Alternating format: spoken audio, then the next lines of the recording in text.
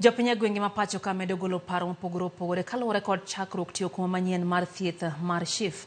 Mokuom giwacho ni gionge ler malong'o ewi kaka chenro ma kamano biro tiyo kata bedni ochako tiyo ayanga odiochieng' ma kawuono. Wawinje kaka ne giwuoyo. Poka register a new system.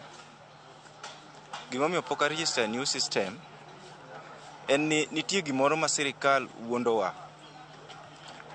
Penjo anyalo penjora kaka ja Kenya ni NHIF ni en mar ng'a, to SHIF ma kori kelo ni eto en mar ng'a, to wan Kenya achiel. Ang'o momonowa beda gi NHIF cha to charges mane nitie manyalo hingo jopiny ema mondo wa reduce to wadhi mbele gi chulo NHIF. Giwacho ni SHIF ni koro beche dhi bede piny moloyo NHIF.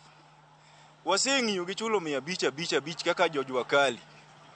To ang'o mamono gi duoko bei mar NHIF cha obed kaka 300 ma gilande SHIF ni SHIF ko dhi bedo 300.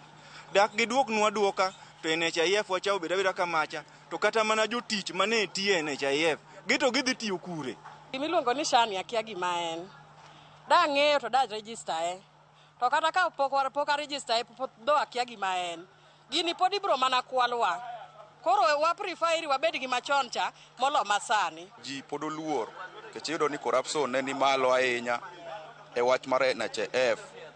Maka NHIF ne nitie to yudo ni ji nok yud thieth e yo makare. Koro SAF manye gikelo ni jopiny pod oluor, giwacho ni samoro nyalo bedo kaka ne en cha. Koro nakwayo sirikal oduoknwa wach linda mama mar mondo at least okony mine to kony nyaka nyithindo. Ne wanyuolo yo moro mayot. Sani koro kanyal decide mako ich because onge kaka bro timo. Kiwacho ni NHIF nokwal pesa NHIF to NHIF ka sama koro ikelo SHIF ni bedo ngidhi kwala nikech joma nie system mar NHIF ema duogo kae.